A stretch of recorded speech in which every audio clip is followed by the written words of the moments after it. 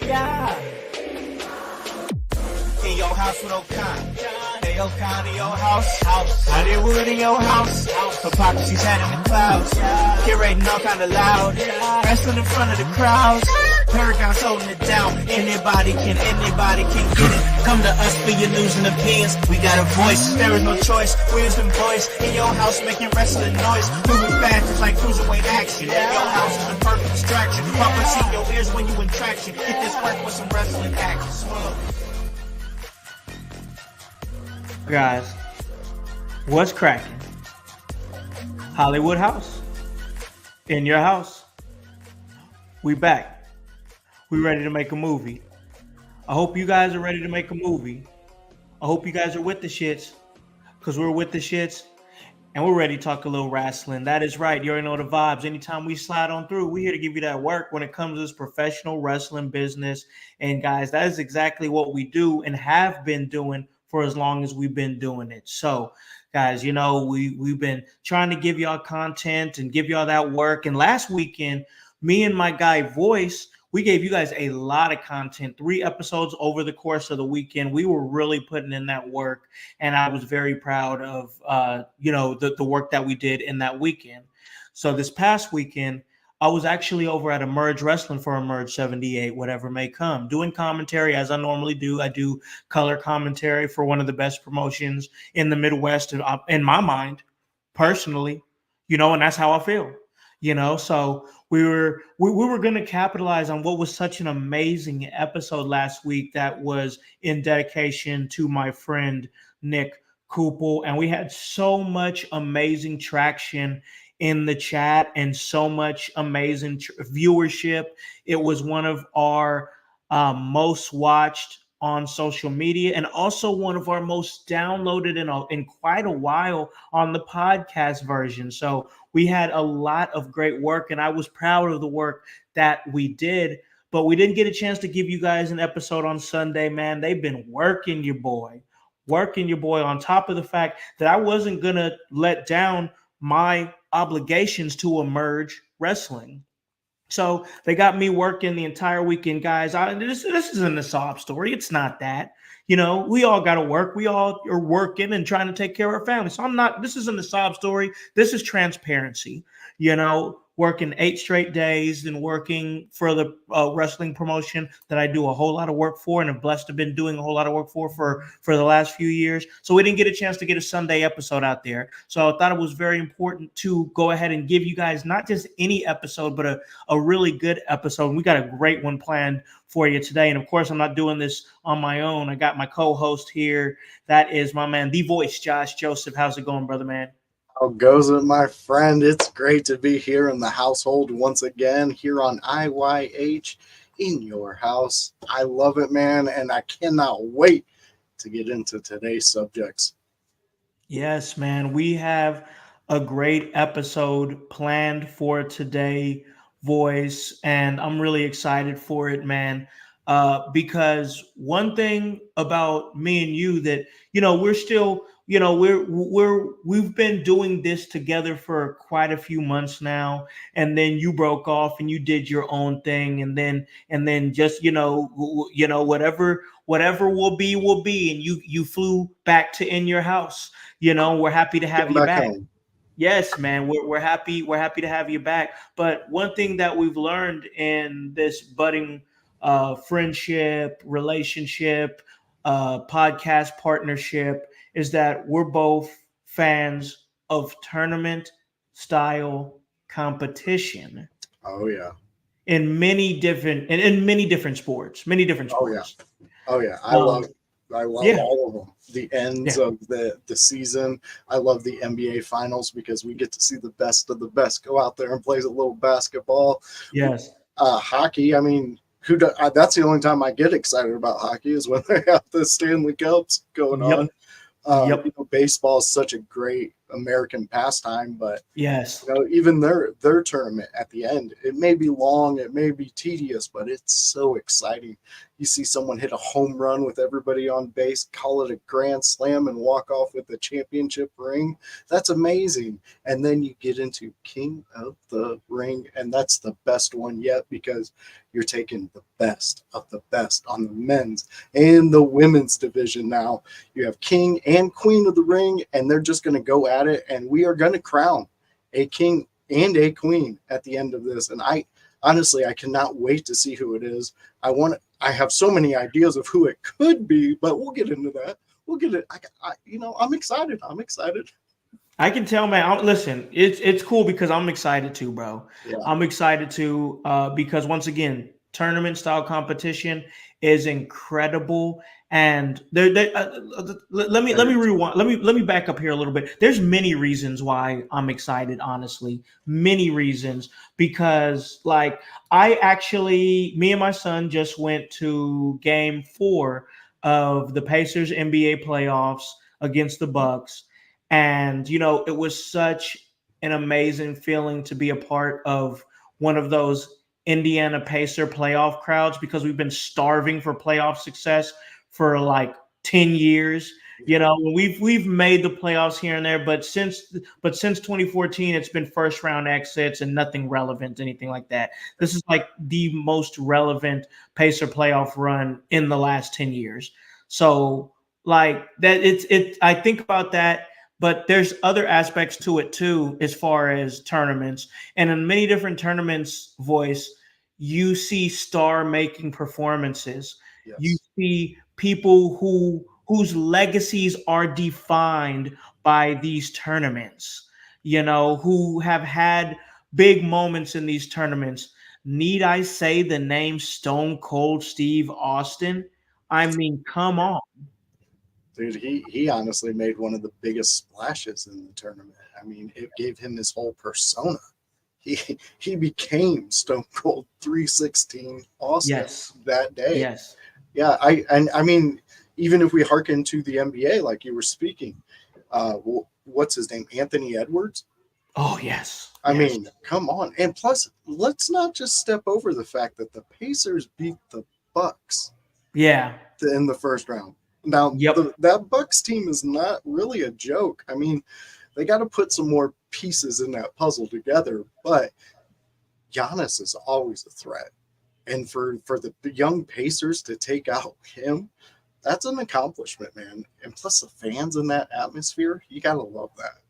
You gotta love That You know, that's one of the reasons why I love Indiana so much, because when they have their hometown heroes, damn it, they get behind their hometown that. heroes They do. strong, They do. strong. And I They just do. love it. I love it so, so much, man. And, you know, tournaments will do that. Tournaments create stars. And, man, we want to talk a little bit about the current King of the Ring tournament that's going down, because honestly, bro, the way this is panning out, it's actually turning out to be a really well done and fun tournament, tournament style competition of professional wrestling, and the prestige that me and you remember from years ago, the prestige that the King of the Ring carried. And then in the last, what, 10, 15 years, not so Kind of, much. yeah. Yeah, not so much. But listen, I'm excited. I'm excited because the way we're going right now and the way they're taking it, like the way they're presenting this tournament, it feels like something is like they're going to actually. And it's just like Hype said. I believe it was last week he said it. He said, as long as there is a reward for this tournament, because look at the way they're presenting this tournament and how well it's been presented. I think it's been presented very well. None of that means anything if there's no uh, a pot of gold at the Yeah. end of the rainbow here to get to. What do you think about that, voice? No, I'm 100% with you and Jones on that one. And I also believe Paragon really drove that home too. Yeah. That's the biggest thing. You have to have something at the end of it. Yes, being labeled the king or queen of the ring is great and fantastic and a feat in itself. But to have that championship opportunity that comes with that, like it did back in the day, that's where you can cement your Stone Cold Steve Austins. That's where you can, who was our last queen of the ring? Wasn't it Vega? It was Vega. Yeah. Yeah. Now think about that. Her once she won that, she was doing some really cool stuff with the Queen of the Ring, coming out and acting like she was the Queen of the Ring. Yeah. I like that. It makes me really miss people like Owen Hart and things like that. I mean, when you got guys that can go out there and really absorb the idea of being a king, or a female going out there and absorbing and being the queen of the ring, it's almost like a whole persona you can take on yourself and run with. I mean, we keep bringing it up. Stone Cold beat the crap out of newly turned over Jake the Snake's Bible thumping Roberts, and he made a mockery out of it, and it coined his catchphrase that people were wearing, people were chanting, all that stuff. So you have so much opportunity, like you said. It's going to, any tournament style competition is bound to bring out a superstar in some aspect or another. And King of the Ring to me is the pinnacle of the area that you can do that with WWE, because that's what it is. King and Queen of the Ring. That's a thing. Like, that's royalty of the damn ring. I mean, King Booker, why are people not following behind that anymore? Listen, man. So we're definitely we're gonna talk more about this tournament. I think we're gonna do a little bracketology here on In Your House. Talk about that, but man, like I said, we really wanted to give them that Sunday episode, that Sunday feel. And I know that it's Monday, but I want to pull in that Sunday feel here. And man, voice. I can't think of a better thing on a Sunday afternoon than sitting around watching an old school professional wrestling match with your buddy and just talking some wrestling. So I got a special little situation. We have a special little situation here for the household and our viewing and listening audience. We're going to actually keep it in the spirit of the King of the Ring tournament, and we're going to do a little blast from the past watch along.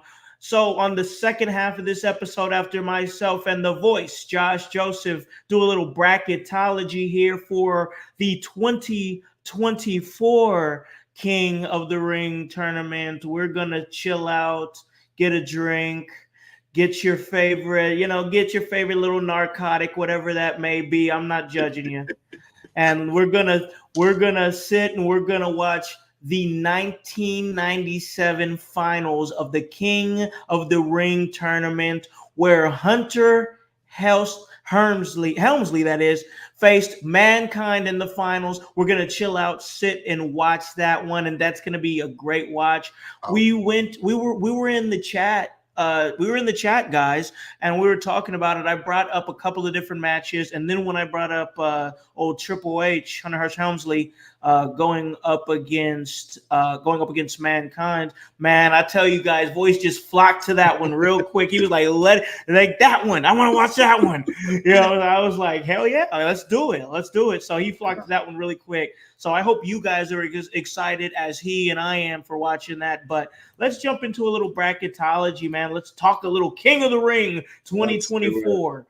Let's jump right into it. So, man, tonight you guys are going to be, if you guys are watching this live, Monday Night Raw is tonight.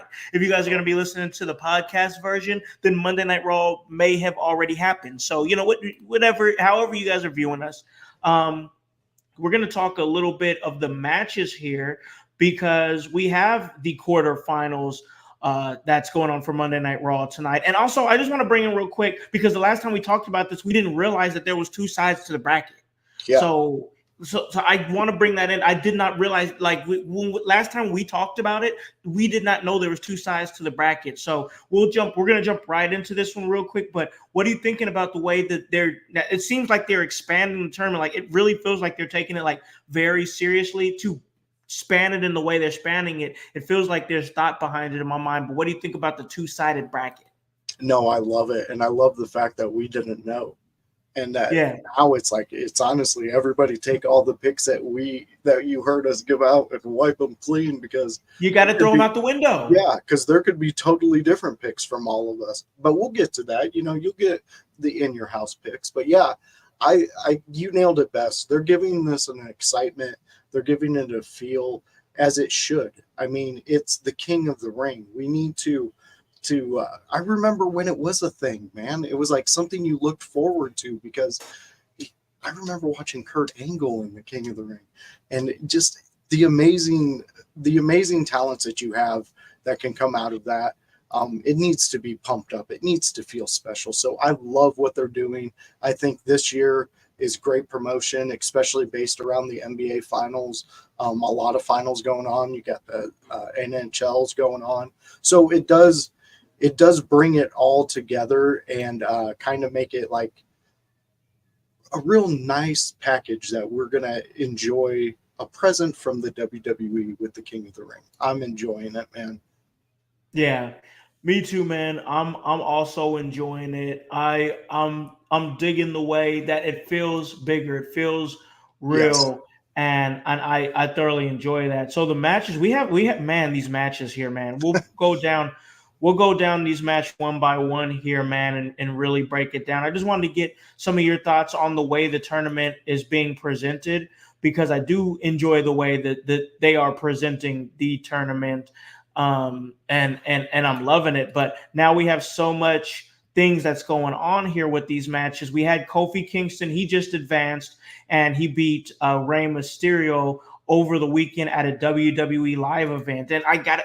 Now I have to ask you about this, bro. Like I want to get into these matches, but once again, and we knew this was going to happen, bro, because Oh they've yeah. done. There's been so much moving parts with this tournament. I got to ask you, what do you think about them having tournament matches on WWE live events? I think they should. I think that that's a fantastic way. I mean, you're basically double dipping into your own crowd with them enjoying the King of the Ring, and it's not just held to 1 week or one event. You know, it's more spread out. You get to enjoy it. You get to see the advancements, and a lot of people get to see their favorite people, like their favorite wrestlers, you know, that they mostly wouldn't get to see. I mean, come on, Zoe. Yeah, Zoe yeah, is like somebody that I think is going to really mold herself through this tournament.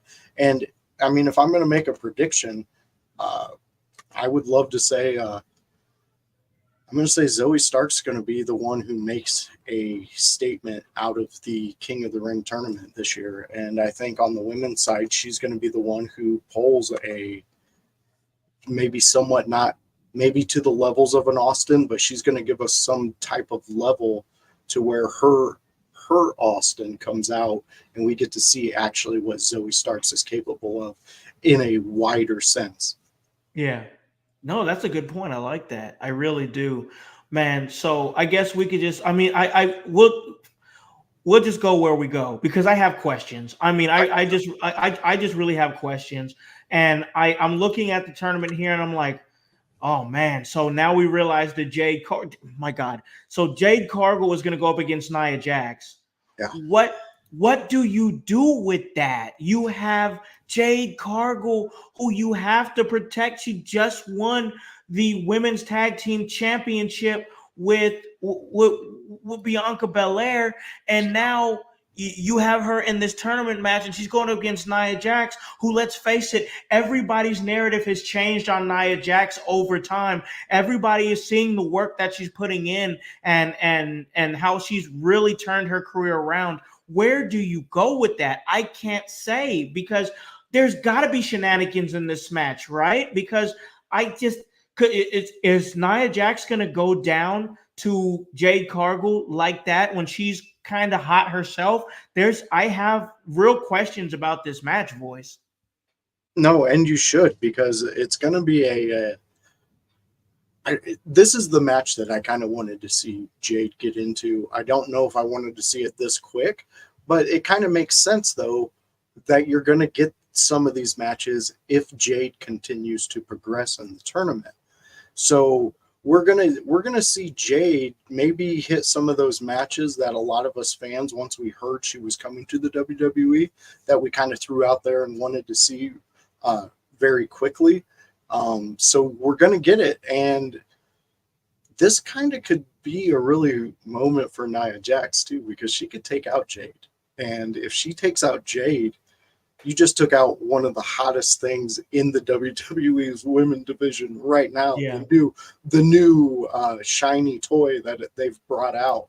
Mm-hmm. And if Nia Jax goes and, you know, kind of puts a beating on Jade, what's that say about Nia?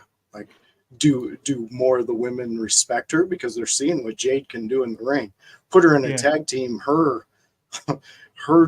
double team work that she has with Bianca is Dudley Boy-esque.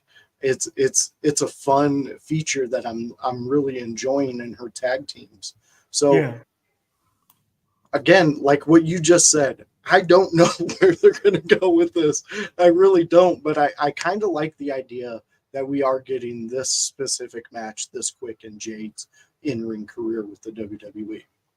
Absolutely. No, I agree with you here. So I'm going to read off the remaining participants in the tournament for each side of the brackets for the king and queen side. So on the king side, remaining participants on Monday Night Raw, Gunther, who will be facing off against Kofi Kingston. I presume that match is going to be tonight on Monday Night Raw.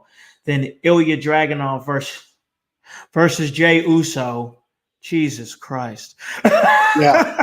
Jesus Christ voice. Yeah, I My didn't know I God. wanted that match. My God. And here we go. Okay, so on what I can only suspect is going to be happening this Friday night, we have Jesus Christ. Randy Orton versus Carmelo Hayes. Yeah. My God. Okay.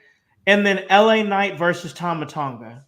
Now that's an interesting one too. This is I love it. I just love it. I just love it. Too. Okay, I gotta stop gushing. All right, okay, queen. Okay, so the Queen of the Ring tournament matches happening tonight on Monday Night Raw. Shayna Baszler versus Io Sky. That one very interested in. Lyra Valkyria versus your dark horse Zoe Stark. Yep. The one that we kind of briefly talked about a little bit, Nia Jax versus Jade Cargill. And then, Jesus Christ, Tiffany Stratton versus Bianca Belair. Yes. Yes. Come on. Come on, guys. Is this not World Wrestling Entertainment trying to put their best foot forward here? I mean, seriously. It is 100%. And I mean, even outside of that, you have an addition of Becky Lynch versus Dakota. And that's not even, I don't even think that's a part of the tournament, is it? No. So, I mean, they're like, hey, we're giving you everything. So, actually, it's Becky Lynch versus Liv Morgan. It's Liv Morgan. Did they change it? That's it. Yeah, it's. I think that's how they set it up. Yeah, Becky and Liv for the Women's World Championship, and then they also have Sami Zayn versus Chad Gable and Bronson Reed for the Intercontinental. God, and then Cody Rhodes versus Logan Paul, winner take all. Winner take all. Like, this is not just some slap together, like, ho hum, we're gonna fake this King of the Ring, this paper King of the Ring that nobody's going to care about, that nobody's going to give a damn about. So we're just going to slap together a Monday Night Raw and call it Monday Night Raw King of the Ring. No, that's disrespectful to everything that the King of the Ring tournament has and should have always meant to professional wrestling. And damn it, I really feel like we're seeing it right now in this presentation. Dare I say it, King of the Ring feels big again. Oh, you say it loud and say it proud, my friend, because I think it is. I mean, like you just pointed out for tonight, that's a Raw. That's not a PLE. That is not something you have to go and search out. This is a Raw. It's going to be live. This is amazing. I haven't been pumped for a Raw like this for a while. Man. I mean, before The Rock started making his comeback, and so this is exciting. I really like where you're putting it, that they're making King of the Ring feel important again. And that's exactly what this this tournament needs to be, a matter of importance, because it's King and Queen of the Ring. It's not a joke. It's not. It should never be a joke. It should never be. It should have never been. It should always have been something prestigious and meaningful. So, okay, let's break this down a little bit here. We'll start. Like I said, I got to contain myself here because I just love what they're doing. I really do, and I'm not going to pretend like I don't. Gunther versus Kofi Kingston, man. What are you thinking? I think I'm going to enjoy the match, but I'm going to have to say Gunther. He's on the roll. I mean, it's not even Stevie Wonder can see it, It's like, where do you go? Who do you even think's in front of Gunther that can take him down?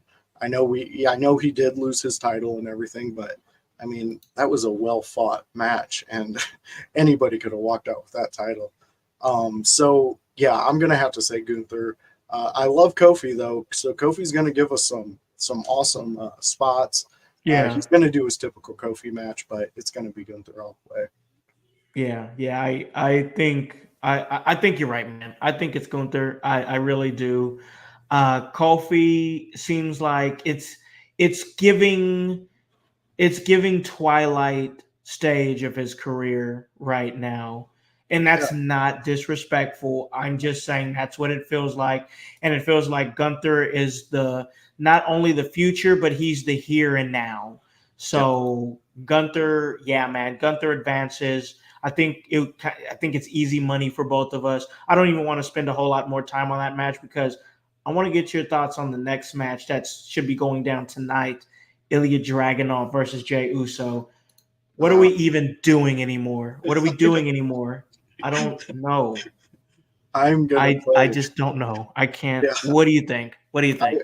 I mean, I got to play politician on this one or Switzerland. I really I cannot pick on this one because if either one of these guys walks away with this win, which somebody will, but if Yeah. either one walks away with it, I could see either one becoming king of the ring. I could see those two. Okay, Going so we're kind of in the same agreement that whoever's going to win King of the Ring is in this match. Yes, yes. And Okay. here's to go on to what I said about the last match. These two, I could see beating Gunther in a match if they give exactly what Sammy gave. You know, I really think that Jay is on a trajectory. I Yeah. mean, me and you talked about. I posted something in the chat. Me and you talked about it, and it was like, "Whoa, bud!" But yes, he's got some momentum behind him. I mean, if you didn't watch the France crowd and how they responded to him, you missed out because he had that entire crowd in his hands. Same with Dragunov. He's phenomenal. Like what does he mess up in a ring? And like he is so precise, so he's like a surgeon in there. He does not shake. He knows what he needs to do and he goes in and gets it accomplished. So like I said, either one of these two could walk out the winner of this match and also the King of the Ring tournament as a whole. Oh, It's so hard to pick either. so hard. It's so hard. It's so hard. Okay. All right. I'm gonna get off the fence here. I'm getting off the fence here because I feel like one of us needs to get. I'm fine with you being on the fence. It's okay, but I feel like for the sake of entertainment, for the audience sake, one of us has to be off the fence. So I guess that's gonna be me. So oh man, the possibility of seeing Dragunov versus Gunther in the semifinals of the King of the Ring tournament is so big. It's so big to see. It's a possibility, but we're going to slow our roll here because I think that's a match that we can see later.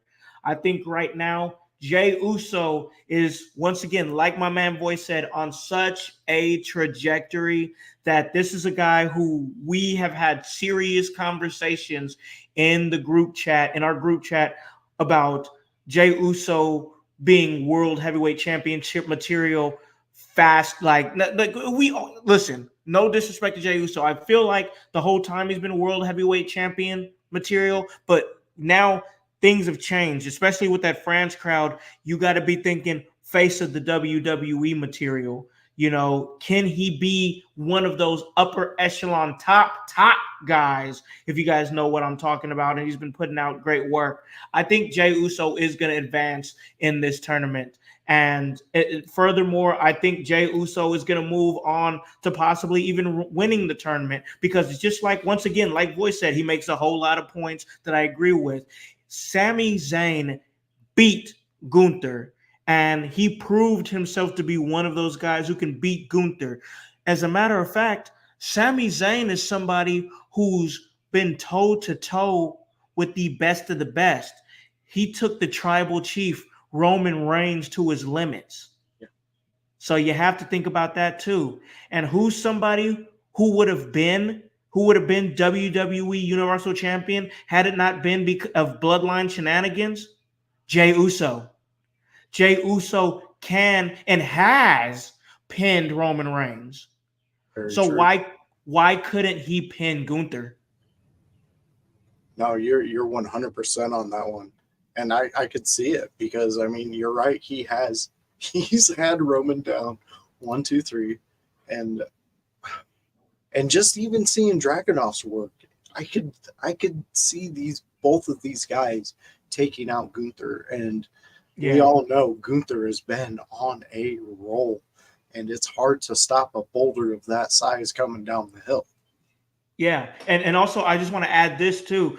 If while I believe there's definitely a story to be told if Gunther were to win the King of the Ring tournament, I think there's also a story to be told if he were to lose in the semifinals or possibly even the finals, because the Yes. question is going to be how does a perennial winner like Gunther respond to losing? How does he respond to coming up short? I think there's a story to be told there, boys.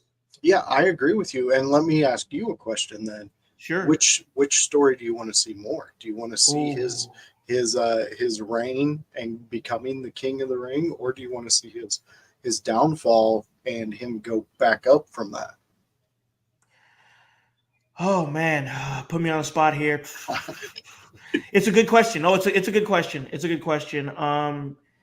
With his with his historic intercontinental championship reign, I do believe that that still stands on its own merit Oh, to where he still has prestige on himself, and I feel like that King of the Ring could possibly help somebody else out.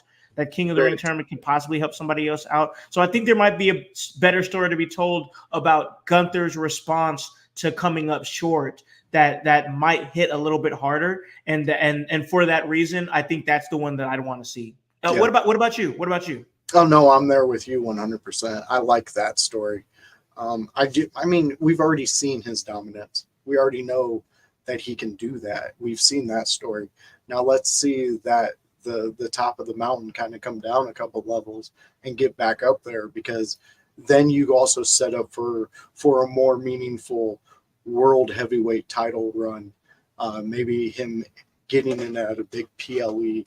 Yeah. Then it gives that more human aspect to it, and I like that, especially with Gunther. Like, who the heck goes, man, I really identify with Gunther.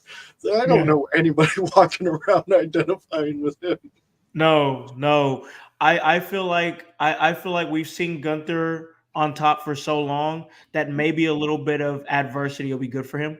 Yeah, I like. So it could be a good change of pace in the story of Gunther, and we'll see how that goes, man. And I believe that it'll be helpful in his character development moving down the line. And I talk about a guy who's had probably some of the best character development ever in professional wrestling over the years, and I've talked about it many times on this podcast.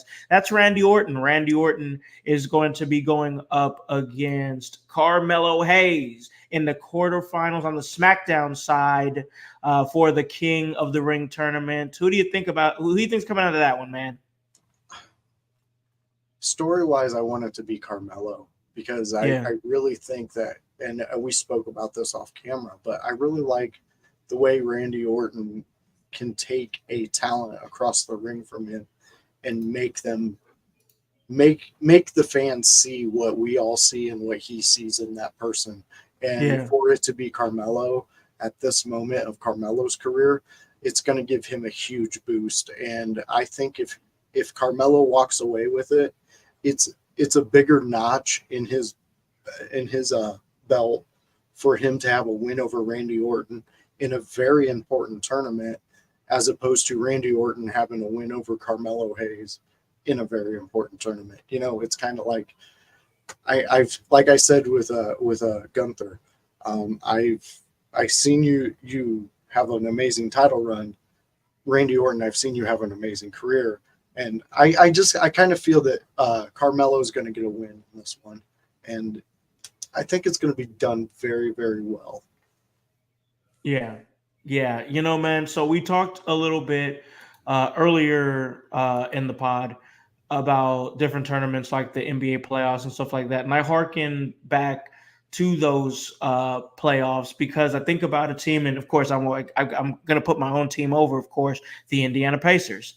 The Indiana Pacers, for anybody out there who's not a basketball fan or doesn't follow basketball, Indiana Pacers are right now in the conference semifinals of the NBA playoffs. And by all accounts, they're playing with house money, ladies and gentlemen. They should not have made it this far. There's No. nobody who thought the Pacers were going to make it this far. And here they are playing with house money, tying up a series here with the New York Knicks, and we're just looking to roll. And it's one of the better stories in the NBA playoffs right now. And why is it one of the better stories in the NBA playoffs right now? Because it's an underdog story. Because it's a story of a scrappy young a team full of piss and vinegar that's going out there and giving you 110% and running you off the court each and every single night if they possibly can. And the reason I'm bringing that up is because I see that story in Carmelo Hayes, the young up and comer who can make a deep run in this tournament, full of piss and vinegar, that can make his name in this tournament. We talk about star making performances being done in tournaments, how we've seen many different people have their careers turn like elevated through career playoff performances. People like Michael Jordan, guys like Dwayne Wade, his entire career was made off of his rookie playoff year, and he just elevated from there. You know, if you can show up, if you can show up when it matters the most, when everything's on the line, ladies and gentlemen, that's when moments are made. Ladies and gentlemen, that's when stars are made.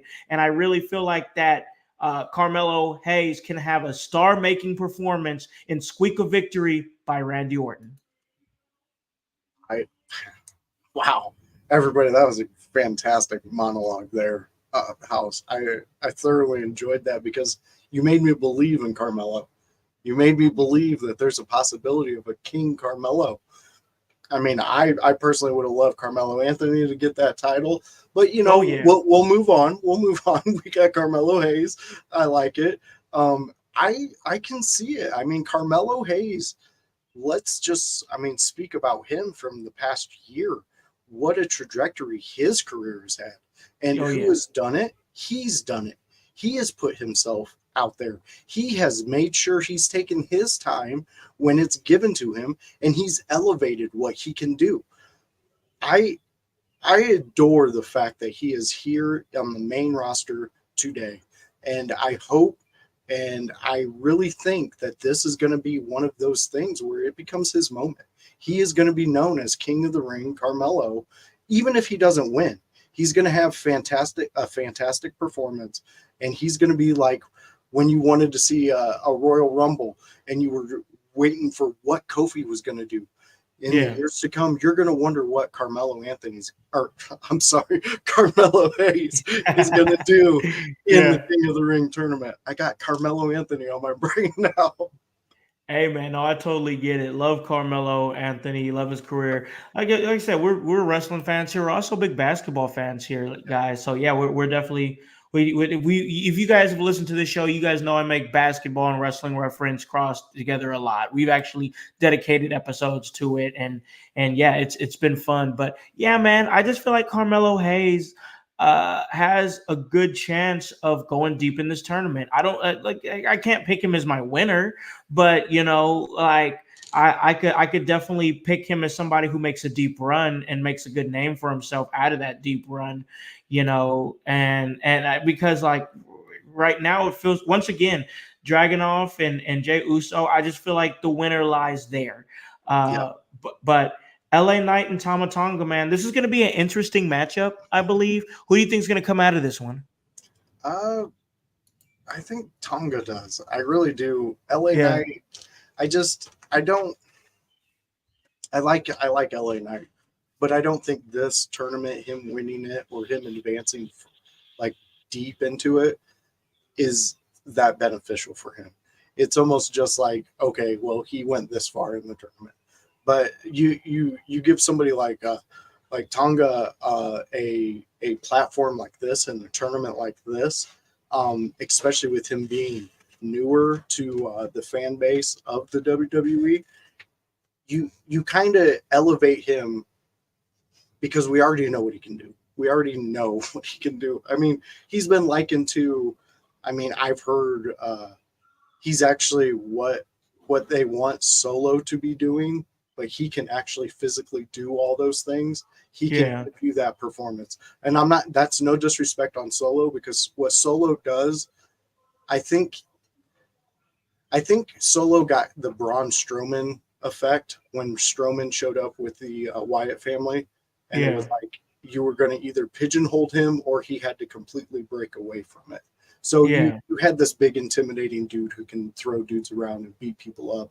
It kind of cemented Solo in this one position. But then you bring Tonga in and it's like, oh my God, like, did we not see what he could do in the ring this last sighting? I mean, this family is amazing. It's just amazing. There's not much more I could say about how more amazing they are, but they are fantastic features. Yeah, and you actually brought something to my brain, raised a good point. I mean, we obviously can't break it down on this episode, but like, we got to think about. I think Solo has hit an interesting point of his career right now, where it's kind of like, okay, they want to do all these things with Solo. And obviously, it seems like they're trying to put a pivotal focus on Solo, but also they're bringing in guys who can do what Solo does and better. So it's an interesting. I just feel like right now Solo is somebody who his career, if you got to pay attention to it right now, because he's at a very interesting point in his career, and honestly. And this is I just have to say this. No disrespect to Solo or anybody in that family. Solo's a former In Your House guest who I've shared locker rooms with, who I have the utmost respect for, him and his entire family. All I'm saying is right now he's at a pivotal point in his career where it kind of feels like we're getting, it's going to be make or break here pretty soon. You know what I'm saying? Mm-hmm. Yeah, I agree with you on that one. And I don't want to see it. I want to see him just flourish in what he's built. But it is getting to that point because you're just adding a plethora of riches we have right now. Yes, and in that family, that's what you got. I mean, man, that family tree is just strong. And I'm not even in voice. I'm not even saying like take him off TV. I'm just saying like there's a possibility that they rewrite some things to maybe not make him such a focal point of what they're doing, and maybe shift that to somebody else. Like rumor having it like a Jacob Fatu. You know what I'm saying? Mm-hmm. No, I'm with you 100% on that one, and I don't think he would even bat an eye at what you just said on that one, because I mean it's out there. You can see it every week now. Yeah, it's a discussion right now, bro. It's a discussion right now that's being had in the wrestling world. But yeah, man, Tama Tonga. I just think Tama Tonga is and it almost, you know what, the thought of Tama Tonga, it's these tournaments, but I love thinking in this way. Tama Tonga advancing almost makes me feel like Randy Orton also needs to advance, because they still have that story that's still kind of fresh, that there's still, so it's like, oh my, dang, I don't know where we go. But then like also, so Jesus, there's a possibility we can have Tama Tonga versus Jey Uso in the finals. My God. There's so much moving parts here right now, man, that it's like we can talk about it, but there's only like so much really we can do. Trust me, guys, we're giving you the best we possibly can, but like there's just so much moving parts in these tournaments, and it makes for a very fun time in wrestling when we can have these conversations, voice. Very true. I mean, it just gives us people who like to think outside the box when we're creating content, things like that. When the content that we consume to give to you guys is so amazing like this, and there's so much of it. It's like, oh, the possibilities. We could go so many Exactly. directions. Exactly. And like that's why I really am glad that we've had a chance to talk about this King of the Ring tournament, because the way that our minds work, I believe, and the way we look at things, the way we look at tournaments, the way we look at wrestling, I think that it's a great breakdown and a great way for our fan base, our household, our listening audience, our listening and viewing audience here to kind of be like, hey, these guys are really putting thought into what they're doing. They're really putting thought into the content that they're putting out there and trying to give the best possible product. And it's easy. Listen, guys, it's easy to give you guys the best possible product when WWE is giving us their best and we get to talk about it. So it's really cool. But let's move on in this tournament now, and we're gonna take it to the Queen of the Ring tournament here because we got to get through these matches here because we still have a watch long for you guys. Guys, this is gonna be a longer episode than what we expected to give y'all. But honestly, I'm cool with it because we're talking. I mean, we have to break this down. I mean, the way that they've presented this tournament is at a level where it's like we have to break down every little bit of it, and that's what me and Voice are trying to give you guys right now. So Shayna Baszler and Io Sky, man, there we go, right there, right off to the races, right there. What are you thinking, bro? I like this match. I honestly think Shayna is going to walk away with it, but I think there's going to be some type of interference, and it's going to be directed towards Io. I don't know. I want to say it's going to be outside damage control. I want to say that, but I don't think I can say that fully. I think there's going to be some type of trying to help her, trying to do something, and then, as always, something happens. Yeah. Maybe, a part of damage control gets in there. But ultimately, Shayna, I really want Shayna to have a fantastic year this year because I think she deserves it. And I know P has pushed her multiple times in multiple discussions. Yeah, he's a fan, yes. Yeah. And I see exactly where he's coming from with her. And honestly, like we've talked about, this is a tournament that you don't have to win to make a statement. You can make a big impact in this tournament without winning the whole thing. And I think this could be a moment where Shayna does that. Maybe aggressively because we are coming up on the Netflix deal. It's not too far out. We see them slowly changing into a more attitude era type thinking with some of their programming. So it could be something really cool where we see the ruthless aggression of Shayna Baszler. I mean, she is a cage fighter before she came here. Like, she beats people up. She has done it, and she likes it. Yeah. Honestly, man, I really like the possibilities of this match. I can only imagine. I mean, damage control, especially with the fantastic mic work that Dakota Kai has been doing. And if you guys have listened to my excerpt about Dakota Kai was gushing about her command of the mic on a previous episode. So they're clearly heel, which means that Shayna is looking to be the baby face in this one more than likely, or maybe she's just going to be herself and kind of just fill a tweener role. I'd be more satisfied with that. She's definitely like the Ken Shamrock of the women's division. The Steve Blackman, the legitimate badass of the division. I want to see her go far in this tournament. I feel like that Shayna Baszler should pick up this W. I'm a fan of Shayna Baszler because I'm a fan of MMA, and I just love her work, and I love her mat work and transitions, and I just feel like her being the Queen of Spades would be perfect to go side by side with her being the Queen of the Ring, and it feels good. We'll see what happens. There's still a lot because there's some heavy hitters in this tournament, guys. Oh, yeah. Heavy hitters. So it's going to be hard to pick. But as far as this match goes, I think Shane is moving on. I do. I really do. Yeah, I'm there with you. All right. So we got Lyra Valkyria going up against Zoe Stark. And I know you've kind of talked about this a little bit here as far as this specific match. So I'm just going to go ahead and give you the floor. Yeah, I mean, honestly, I really think this is where Zoe makes her statement. I think this is where Zoe shows the fans exactly why she was signed to the WWE in the first place.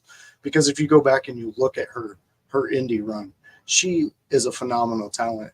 She is somebody that draws eyes to a ring because physically, just the way she is put together is a wrestling body. Secondly, the excitement she can bring to a ring when she's in the ring, feeling it, is electric. And then you just put that all together and put her movesets, her attitude, and the ability that she does have. I mean, she's the little pit bull that you don't want to mess with on the block because she's going to win every match. She's going to take you down if you're a mailman. She has no problem doing that. And I really think that this needs to be her statement moment. This tournament, she needs to go far, and I would like her to win it because I think it would really cement something with Zoe Stark, and it would give her such a push with her career that she needs it. Not in a sense that her career needs it, but she needs it so the fans can see what she can do. I think it'll give her that bit of confidence that is going to just push her over the edge for everybody to enjoy watching her on a weekly basis. Yo, hype. I know you're going to be listening to this. Could you clip that, bro? Could you please go ahead and clip that monologue for me, please? Because no, I like you made me believe in Zoe Stark just now. You know, I think that, and you think about like, can you imagine? And I'm not like trying to be like a marky mark here, but can you imagine? I just had this visual in my mind while you were talking, like badass Zoe Stark after pinning the other finalists in the Queen of the Ring tournament, walking up the ramp because they usually have they better have the damn thrones on the ramp. Yeah. They better have the thrones on the ramp. They God, need you to. got to have it. Make sure that they have the cape there and the crown, and give her a mic. Just give her a mic. Yeah. Give her 60 seconds to just brag about herself and say, yeah, I did that shit. Like pretty much what Stone Cold. I would love if they're gonna do this. Let Zoe Stark have a Stone Cold moment. Yeah. I love it. I can just 60 seconds. Dude, you just saying that just pictured me. I could see her walking up to the throne like Austin did at the end of that, turning around, badass strut, just throwing her hands up. And I mean, you know what she's done with her career up until now, and you know what she's capable of. I mean, her whole family is capable of. I mean, it would be just such a cool moment. I believe that if they went that route and they just because she does like when I think about how Zoe Stark because I think you got me thinking. That's why this tournament is great. But I just think about Zoe Stark's strut when she was flanking Trish Stratus last year. And I was like, man, she's got something on her own. Like, I know they're doing this to put her out there and give her something to do because they do like Zoe Stark. They do. Yeah. That's why they keep rolling her out there to try to give it.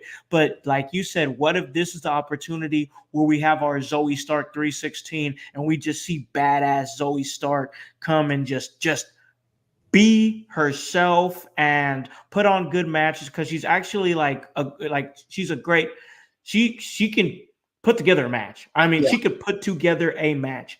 But man, I if they can make her put this badass character on her where she has this Stone Cold Steve Austin type charisma and strut, I just feel like that would fit her and the fans would connect with it.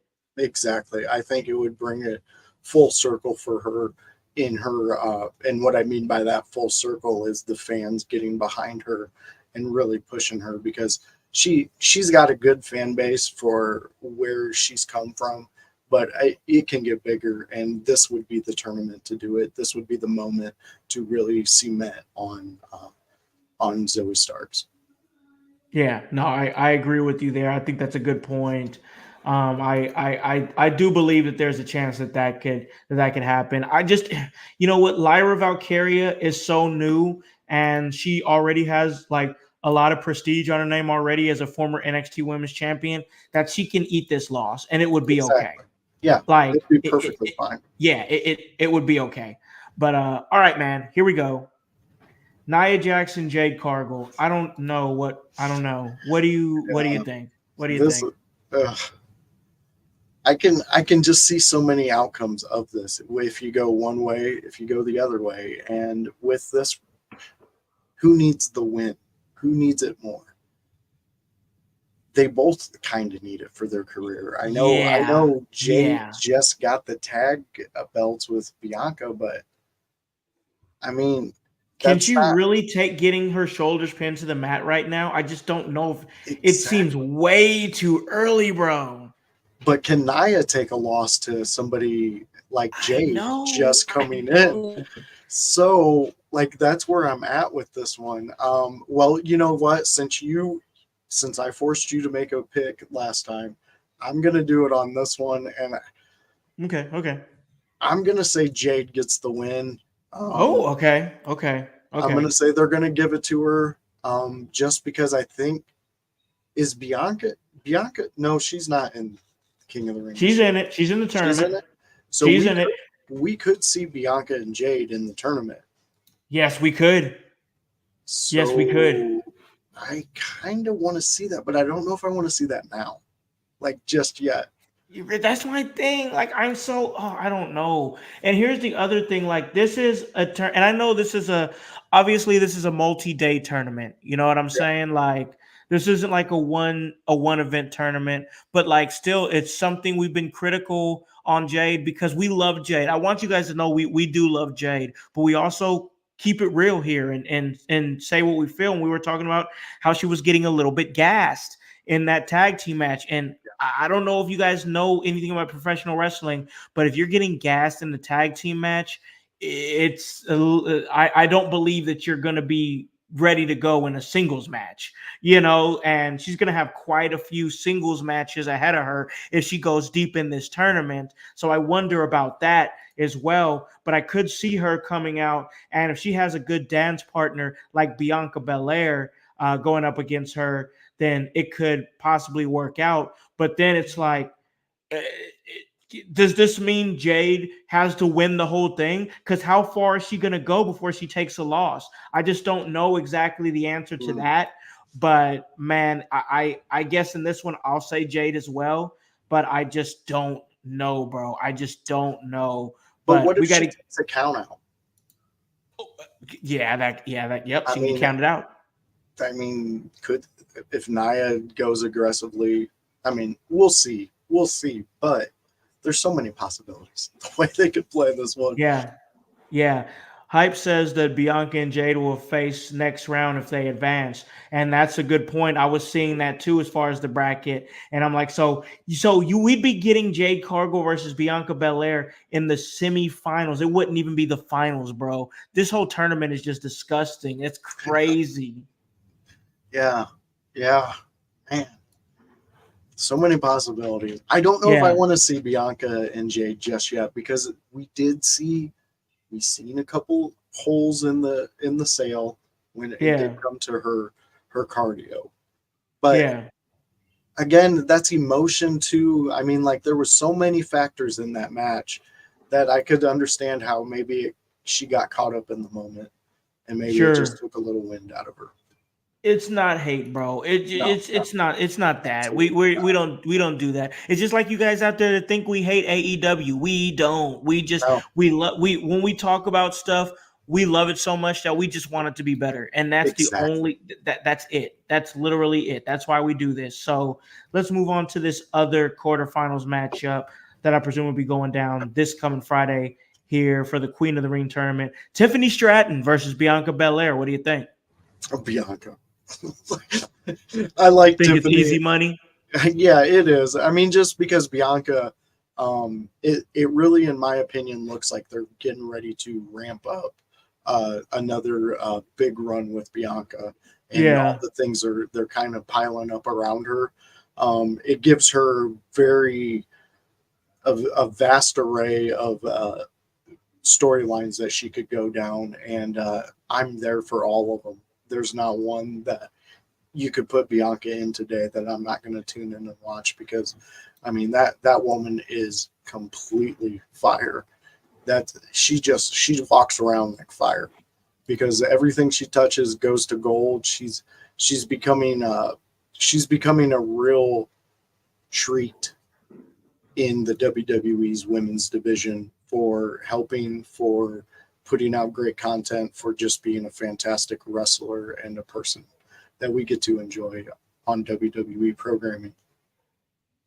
Yeah, man. I'm hype here. He's on the Tiffy train. As Yeah. as you can see here, I man. like But Tiffany. I like Tiffany. I'm a big fan of hers. Big fan of what she's doing. But you made a great point. I think we are ramping up for another big Bianca Belair run. I think they've tried to middle her a little bit to try to be like, all right, we're gonna try to keep you away from the main event because people are starting to get that exhaustion on you. They're thinking they're starting to look at you as super Bianca, Yeah, and these things happen. It's a real thing that happens in professional wrestling. Overexposure is real, ladies and gentlemen, and that's why you got to try to pull back a little bit. But I think they feel like they've pulled back on Bianca enough, and you got to take it. Listen, you have to take advantage of these prime Bianca Belair years. Okay, yeah. you have to. You have to look. It's been what 10 years, and now we're at the point where we're like, oh man, we're having to think about a WWE without Roman Reigns already. That's crazy. Already this soon. Yeah, You have to get the best years out of your top talent. So very you true. have to. I understand the Bianca Belair exhaustion. I understand it, and I think Bianca Belair has been great in dealing with all this. And I see why people compare her to John Cena, because they are very very afraid to turn her heel. They are, because they know that she's a top baby face, Yeah, and she's a role model to young women all around the world, and it's the truth. Even my youngest daughter, that's her favorite wrestler. So I see that too. But like, you got to make her greater by giving her other things to do besides, I'm the EST, I'm the best at everything. I just want more layers to Bianca Belair. This isn't new. This isn't the first time I've said this on the show. I love Bianca Belair. I'm a huge fan of what she does. But we can't be afraid to pull the trigger on things and let her do different things and develop her character and know who Bianca Belair is, besides being a sassy woman of color who is at the upper echelon, top notch athlete. And we're learning more about her. Of course, we have her and her husband Montez Ford. They have that Hulu show, and we know she's a great seamstress and does a great job with her with the gear that she makes. And I definitely see a future for her in that, past her professional wrestling, because she's super talented in that. And I remember there was times when Bianca Belair was walking. She was walking on red carpets. She was at all the big events. I get it. You want to keep her in that light. But look at The Rock. Look at The Rock. Top, upper echelon talent. Came in, hell of a heel run. Hell of a heel run. And look at Roman Reigns. Kind of stuck, middling a little bit there as being the big dog. And then they take a chance, and we get the tribal chief. All I'm saying is, and we're going to get back to it. I know I'm kind of prattling on a little bit. All I'm saying is don't be afraid to try something, because we might have the better version of Bianca Belair right around the corner, and we don't even know it because we're too afraid to try. So, yeah, for me to say that is for me to say this. I think Bianca Belair is going to move on in this tournament. I think she's going to move on in this tournament. But yeah, man, as far as a winner goes, it's so hard to pick. So Mhm. hard to pick. All right, so you're locked in on Zoe. You're locked in. You're gonna be the underdog and squeak by this thing.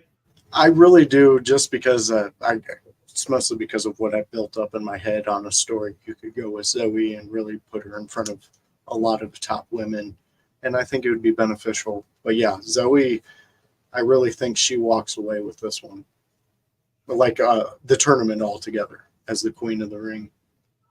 Oh, you know what I would like to see? Just I'll give you my winner in a second, but you know what I would like to see, voice? Let's hear it. This might be a possible clip. So if hype, Oh, if you're still in the chat here, get ready.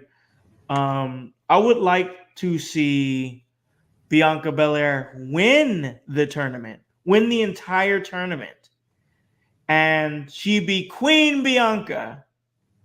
And we see this story develop where she's still a tag team champion with Jade Cargill, but she's letting the crown get to her head.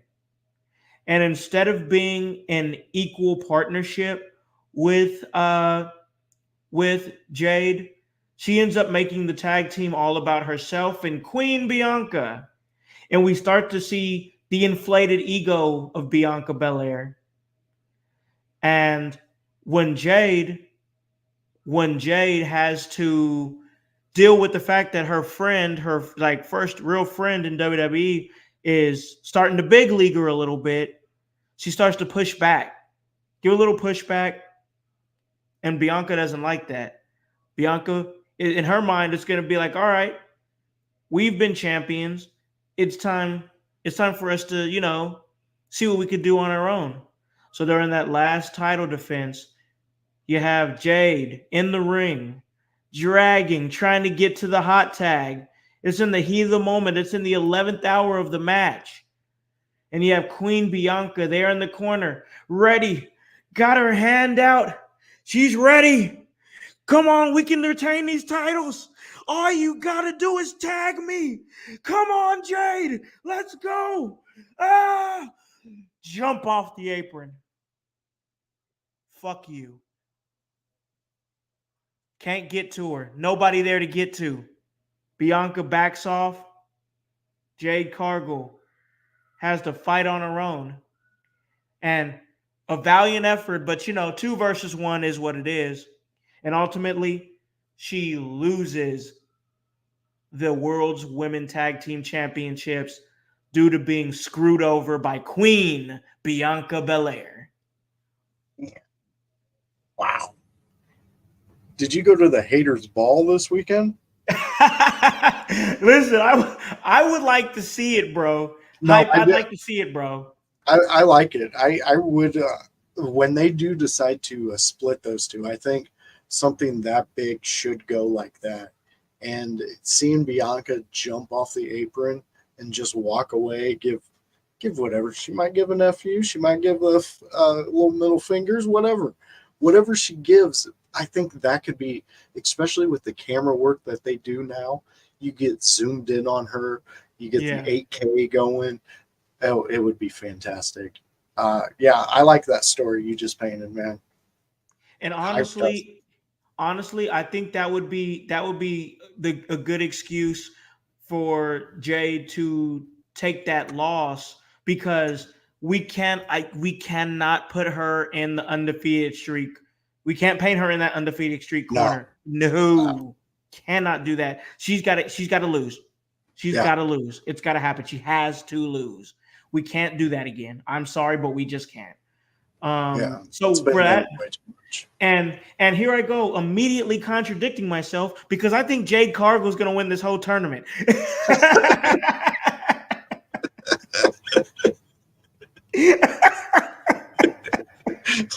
Wow.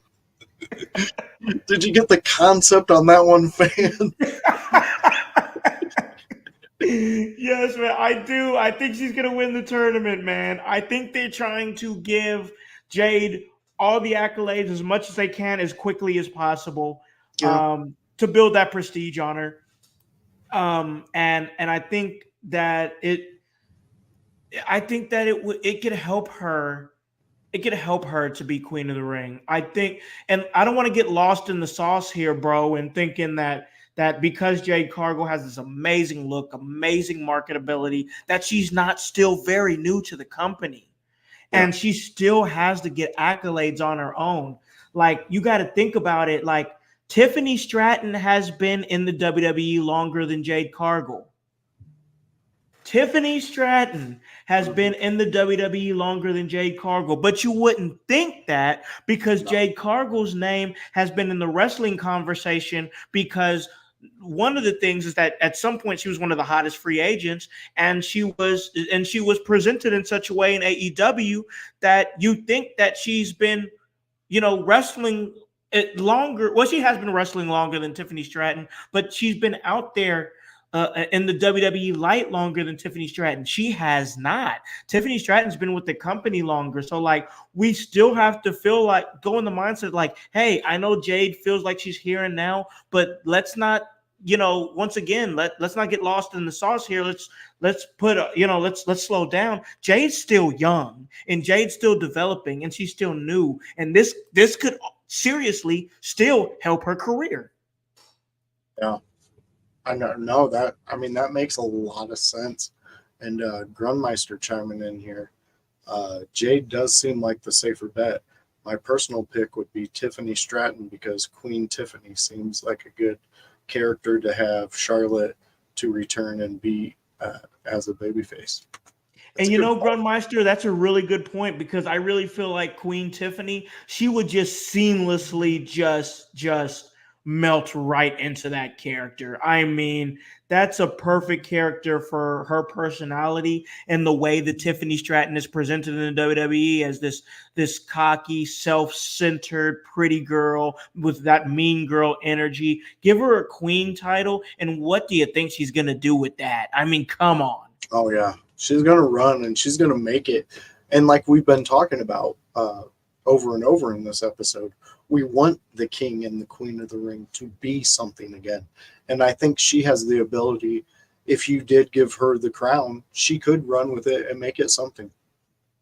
I agree, man. I agree. Once again, like we said, ladies and gentlemen, many different elements to this tournament, and we just gave it to y'all for over an hour. I mean, we did, and you know what? I'm good with it because I liked it a lot. I think we covered a lot of bases. I think we really broke down this tournament, which is exactly what we wanted to do.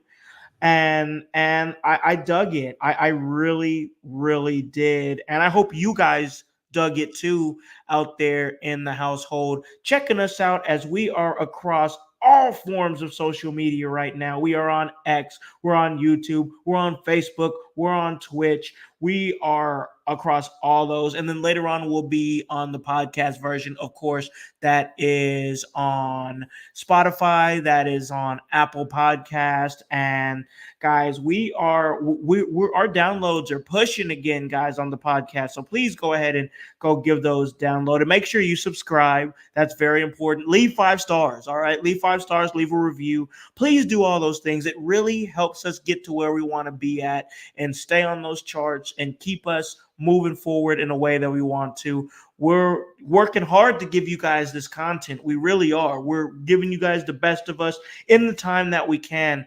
Guys, I do my thing in professional wrestling. Like I said, I was just at Emerge doing color commentary. But guys, we're just people just like y'all. You know what I'm saying? So like we work 9 to 5s, whatever. Guys, I just worked 8 days straight.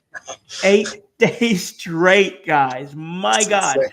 Looking at my first day off tomorrow, and I'm excited for it. But here I am, tired as hell, giving you guys that work when it comes to professional wrestling. And I know Voice is doing the same thing, giving you guys that work. He is the Voice, Josh Joseph, and he's got a million things moving too. But we're coming together, us in your house, to give you guys great content. And that's going to continue because now, Voice, we're going to take a little blast of the past, get those Sunday vibes, and just chill out.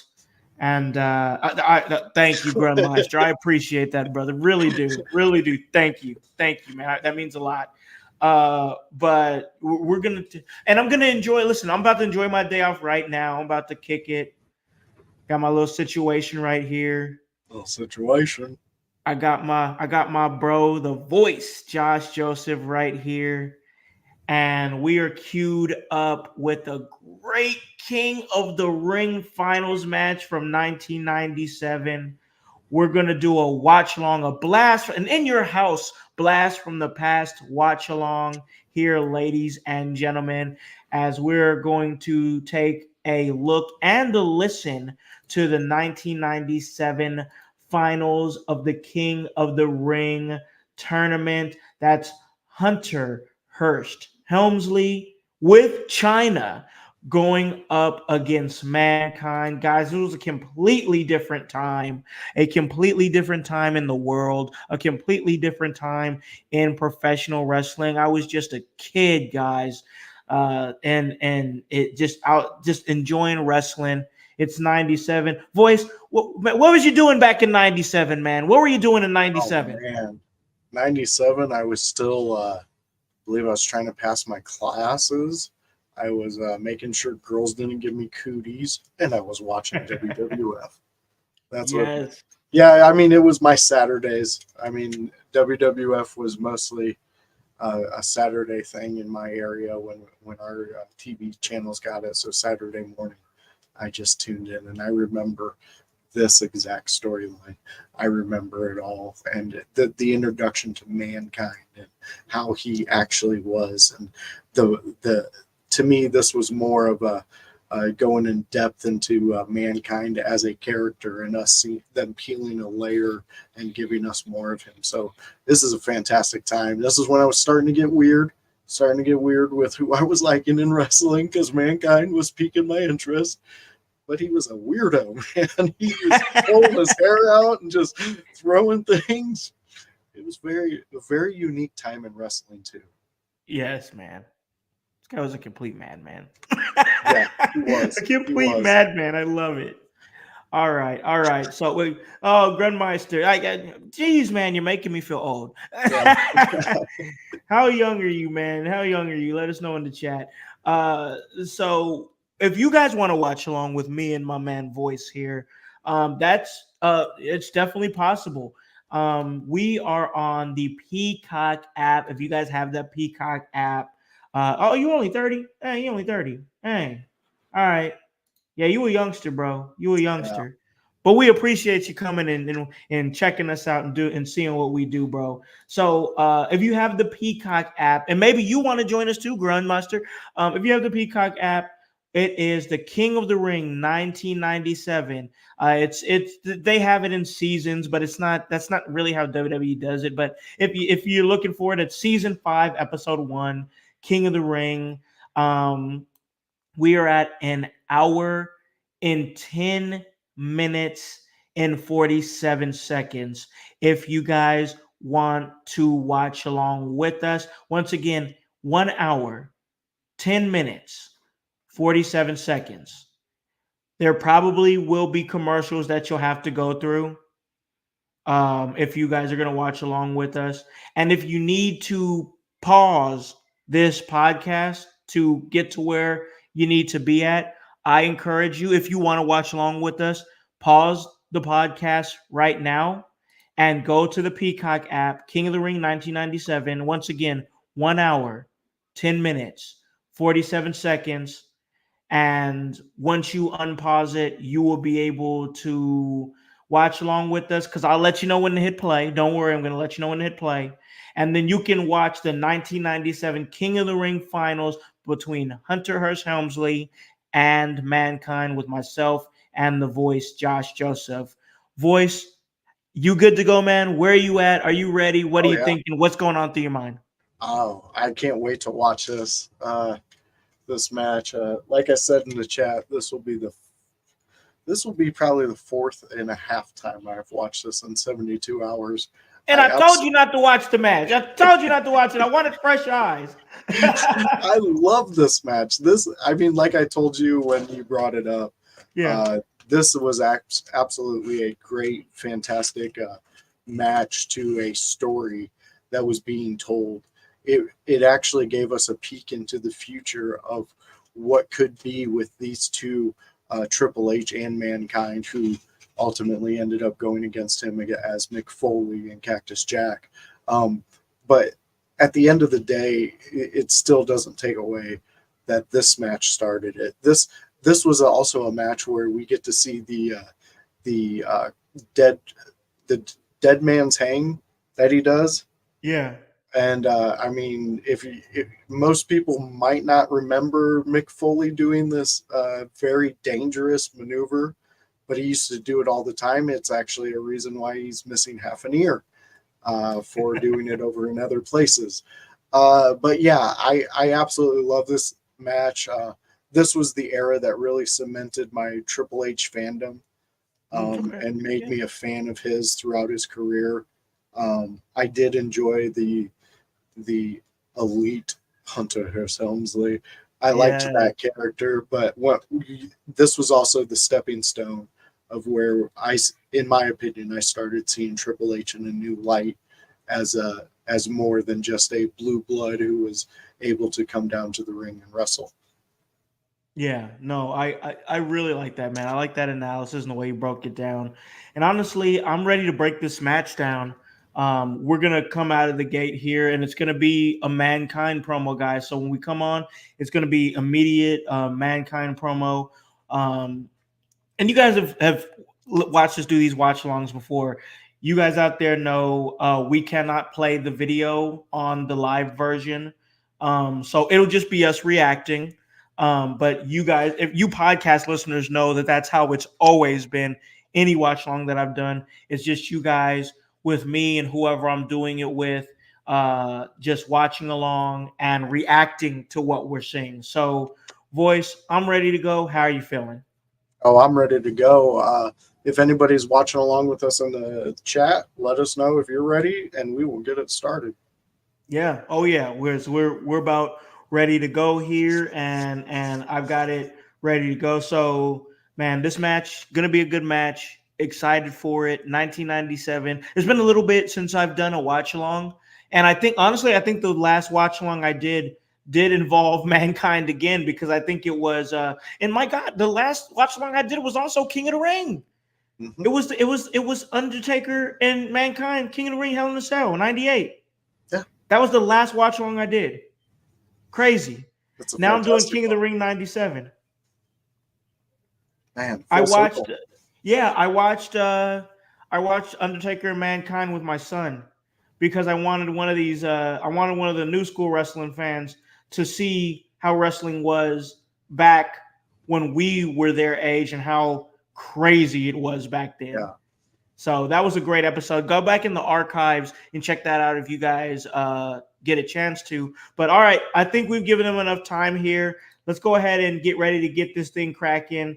And we'll do this on a 3-second countdown here. If you're ready, voice, we'll go ahead Yep. and get it going in 3, 2, 1.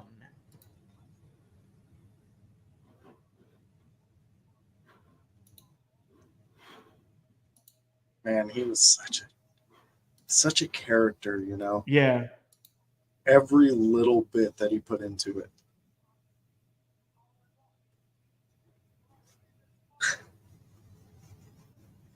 So, fans, you should be coming up on Mankind's amazing promo he does. Man.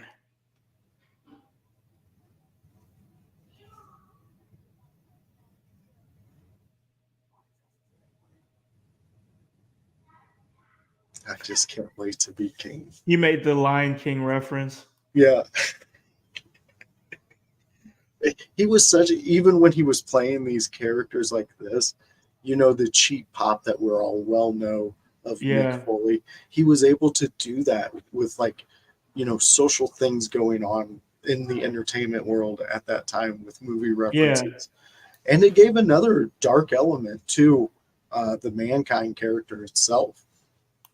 Yeah, because everything he said I mean, anything that he said is eerie. Let's be Yes. honest. Oh, yeah. You know, so he can say anything and flip it around, and it's like has this eerie vibe to it, and it was such an interesting character in its time. Oh, yeah. And wasn't this just a little bit after his infamous Jim Ross interview? I Remember when believe he so. attacked Jim Ross? Yeah. And that was like the big moment that everybody knew Mankind was completely demented. Like he needed help. Yeah. And he just I always remember and I got to talk about this theme for a second. I don't know why this theme struck me so hard as a kid, but I was like, dang, this theme is a vibe. Yeah. Oh, and here we go. Triple H, Hunter Hearst Helmsley. With China. Tell me you His don't miss China. I do miss China. His I do bodyguard, too. crazy.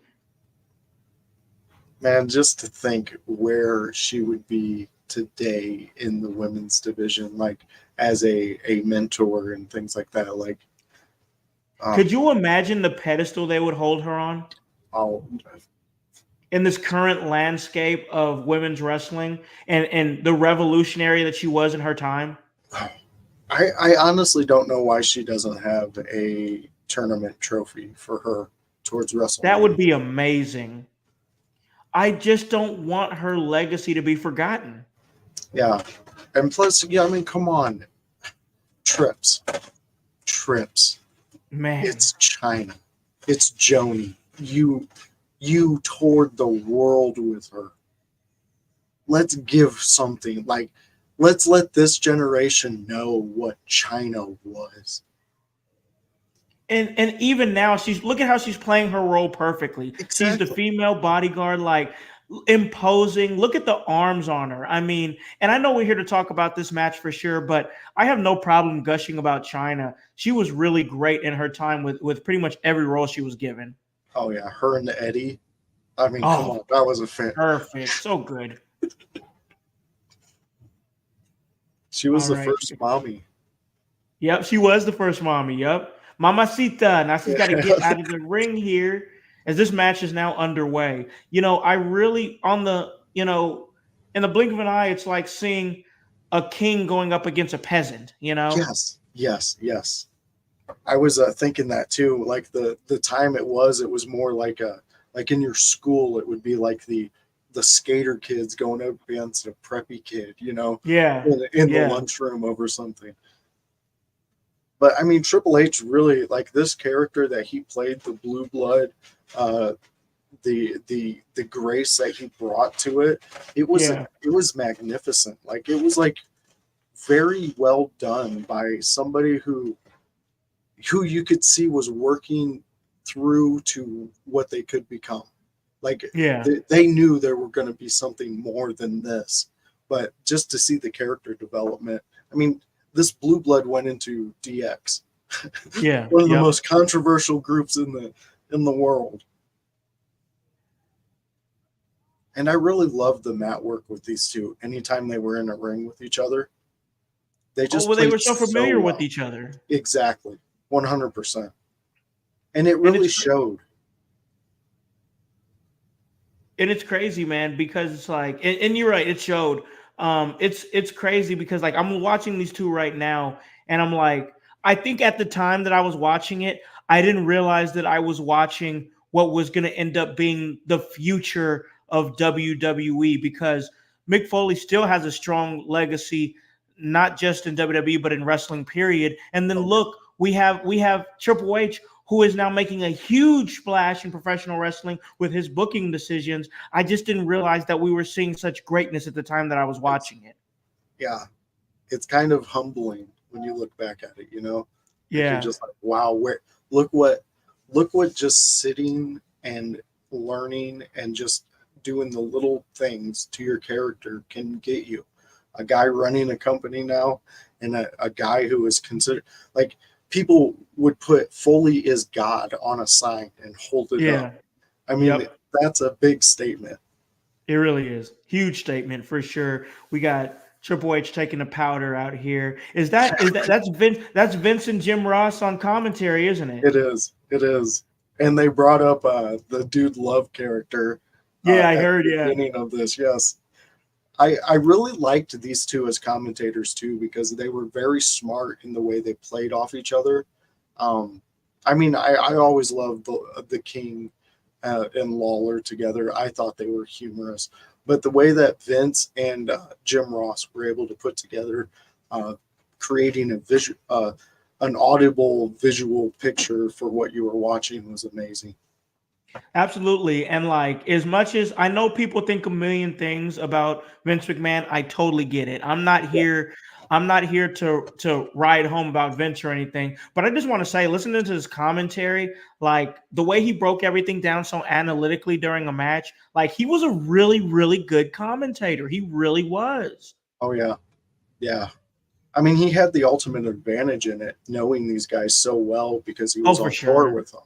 Yeah. So he could get that little bit of insight that I know as a commentator, I've gone back in the locker room and tried to get out of the guys, Yeah. how to make their character come more alive with my words.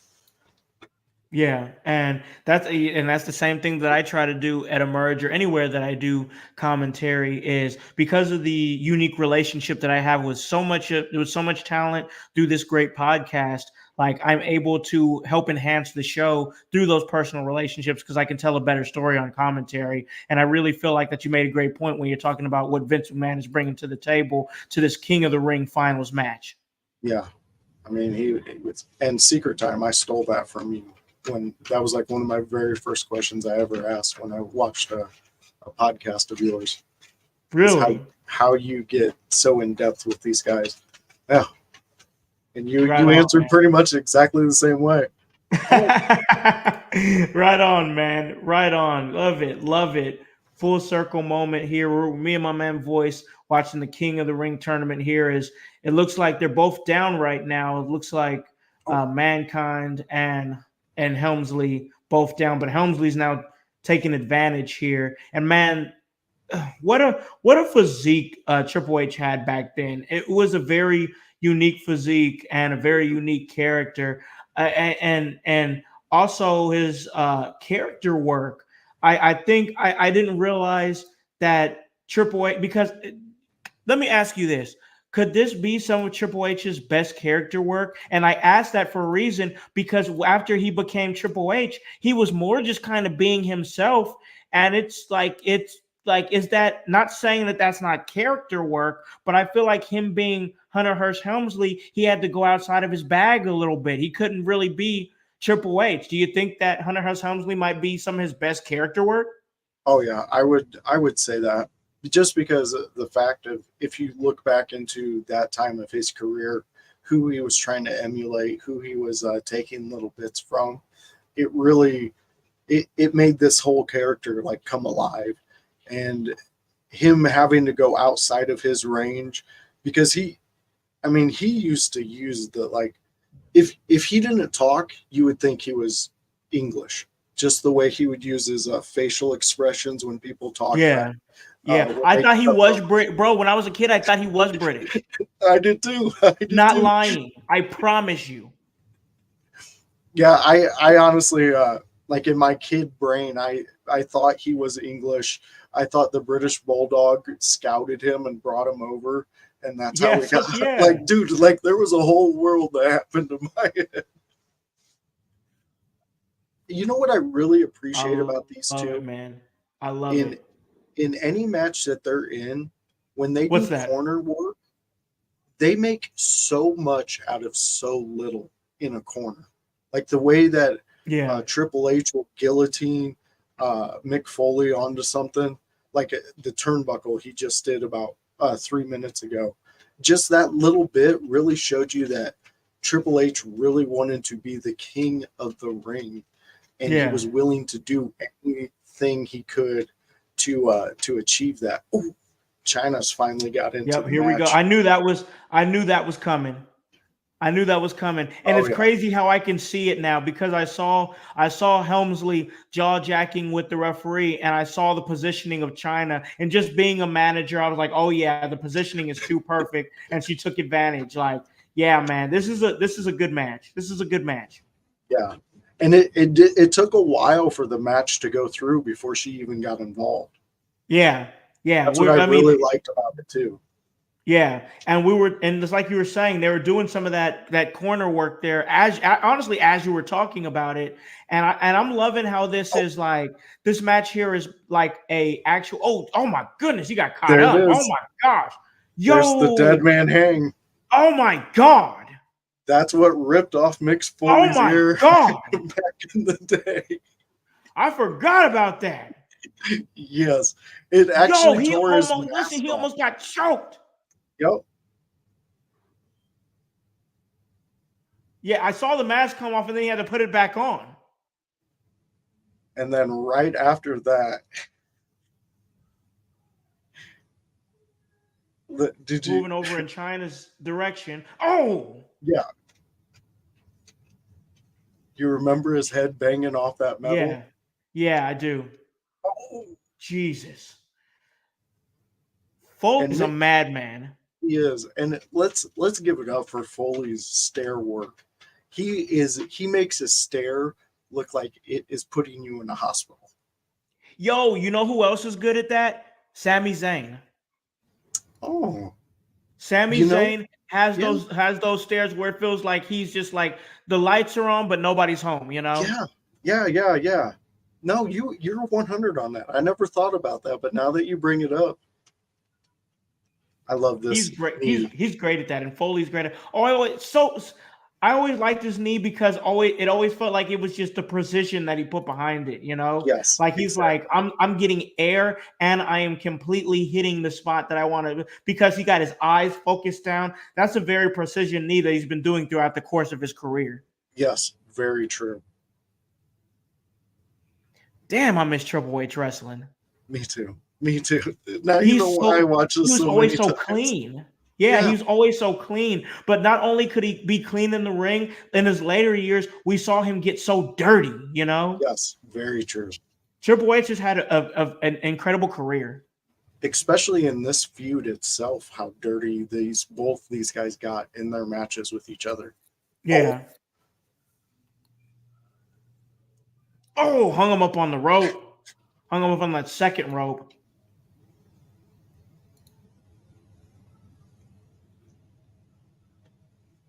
Looks like he's gonna go for a pin. He is. He's going for a pinfall. Yeah. And you gotta really respect at this time how they kept because they not all of the big high flying moves are no one's come up with them yet. Ooh. No I'm one's sorry, he doing hung up a second time. Go ahead. So the fact that they're doing stuff like what you just seen, that big just dropping snake eyes right on the ropes, Yeah. those were huge moments for us as kids watching this. Yep. Oh yeah. Oh, he's got him up again. Oh no. Oh. He just went down. Yeah.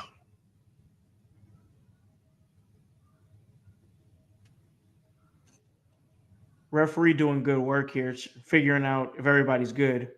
And now they're back again. It's a lot of this match voice has been such a slugfest. Oh yeah. Well, I mean, if you remember back to this rivalry kicking off, this was like the first time we seen the sadistic Ooh. side of Triple H. Yeah. And we already knew what Mankind was capable of, but they started giving him a human side at this, like during this match. Vince actually, I missed that move. Oh my gosh. Big I miss that impact. move so much. That is I such love a cool that. move. But yeah, Vince brings it up. He brings up how eloquent Mankind is when he speaks, and you started seeing that Vince was starting to humanize Mankind. Yeah. Yeah, that's a good observation. Ooh, just throw him out of the ring. Yeah, just like a sack of laundry. Yeah, just treat him. He's just trash. Oh, try for the baseball slide. Oh, Yeah, and that wasn't that outside back in the day, man. That's not the one today. Ooh, that's gotta hurt. See, this is the type of finals match I want to see here in 2024, where it seems like they're putting everything on the line. Oh, that big elbow. I love it. Yes. Everything on the line in the finals. That's what we want. No, you're like 100%. it feels like there's a sense of urgency. Yeah, like these two are like fighting, like whoever wins this gets to keep living. Yeah. Like, I mean, yeah. It's like a fight to the death for sure. Exactly. And that's what I loved. Oh, love that DDT. Double arm DDT. Oh, I love it. Yes. The double arm DDT. Oh, but the distraction. China. Oh, and he could have won that match, but China doing a great job as a manager and distracting. And that, again, that was such an amazing feature of her. She knew. And now listen, I'm sorry, listen, right? The crowd's pissed. Yeah. Oh, here we go. Uh-oh. It's pedigree time. No, it's not. Oh, mandible claw. Here we go. He's got it in. He's got it in there. Oh, threw him out. Got it. Oh. It was China. Again, a manager being in the perfect positioning to make sure you don't lose. Yeah, her positioning was great. Like, honestly, I'm admiring this match, but I'm also admiring China's placement where she needs to be at in the match, and it's just perfect. Oh, nice neck breaker. When was the last time you seen a reverse neck breaker to the outside? I would listen. Somebody needs to do that today. Like, yeah, exactly. I want to see that. I want to see that in this landscape. Imagine Zoe doing it. Oh, that'd be dope. Oh yeah. And I loved how they brought up Mankind's career, like how he was in the death matches. He was, you know, he's been in this atmosphere before. They really knew how to paint a picture for the fan when it came to Mankind. Great at being the lyrics to the song. Oh my God! The mask is off. You got the mandible claw again on the top rope. Oh. This man has patches of hair out of his head. Yeah. What a madman. I mean, he would just rip them out of his hair. Just rip them right out of his head in an interview. Dedication to the character. Look at him. And if you're watching along and you've never seen a Mick Foley match and you're like wondering, oh, how does a man of this body type oh my God things? He's been doing this forever. And this is not even a smidgen of his highlight reel.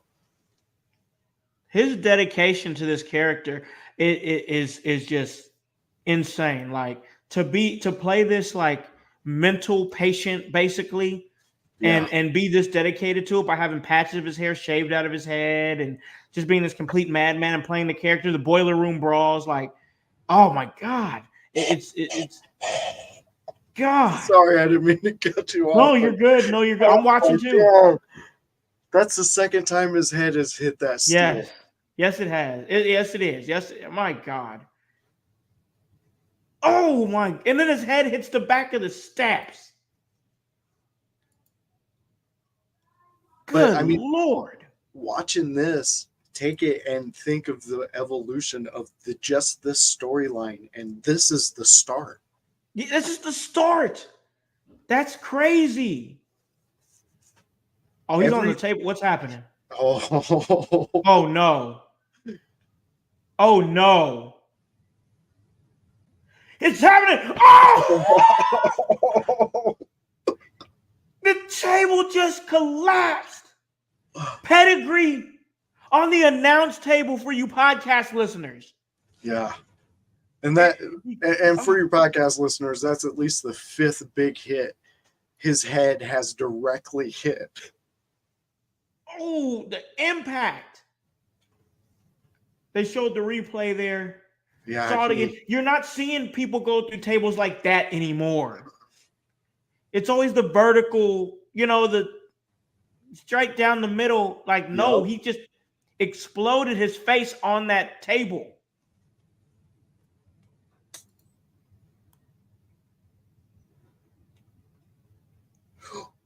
And once again, oh, what was that she cracked on him? It looks like a pipe. Like it looked like Still it was like scepter. It said still scepter. Oh yeah, that scepter. Yeah, you're right. I mean, Mankind never stood a chance. Oh my God! He just hit the cameraman. What is happening anymore? Oh, that cameraman better have gotten a bonus. For real. He took a bump. God. He took a bump. He did. That's a story he's going to be telling for the rest of his life. I would. Good Lord. And this match continues, ladies and gentlemen. Yeah. What a match. What a match. Helmsley's rolling Mankind into the ring. Looked like he's looking to finish it. He's pulling him in the middle. And he's pinning him. Oh, still kicked out. He got out. And I mean, come on. This actually showed that Mankind can wrestle. Yeah. If anybody says that this man can't wrestle, I'll show you a stupid man. Oh, yeah. Pedigree. All right, that's it. Man. Good Lord. God, the way he hit those pedigrees back then. Yeah, those were he didn't let go. Those were straight down. You took your face. Whatever his legs did not cover, your face was taking. My God. What a match. Such a great match, especially for this tournament. I think that this match embodies everything that we've been talking about, what we want out of this tournament, continuing and everything. It's just such a great match. Look at him demanding. He's demanding. He's demanding his crown. Yeah.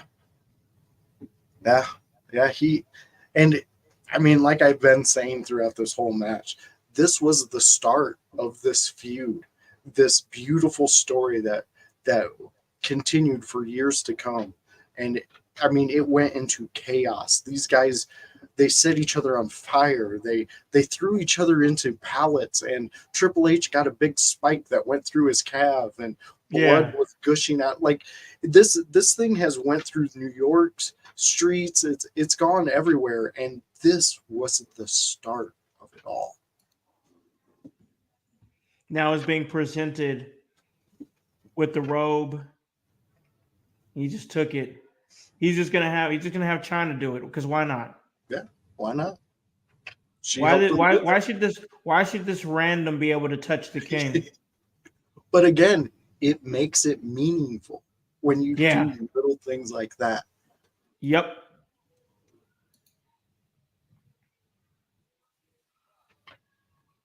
Man.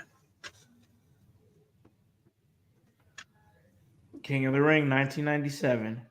Getting his crown, putting it on. Oh, okay. No, not putting it on. Nope. Not putting it on.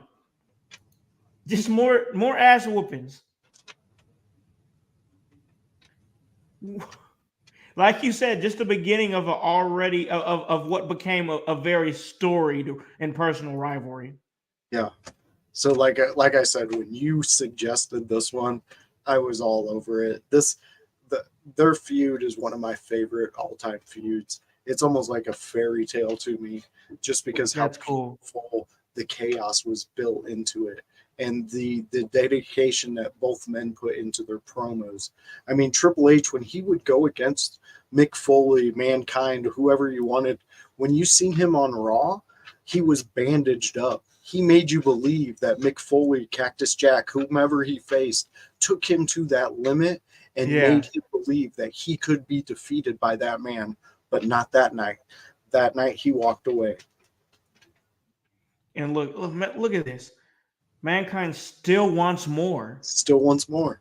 I love it. Just, oh, what a match. What a rivalry. What a time. My God, it was the King of the Ring 1997, the finals, where Hunter Hearst Helmsley defeated Mankind to become the King of the Ring tournament winner in that year, 1997. Man, what a match. What a time. It's great. I'm just watching the last parts of it here.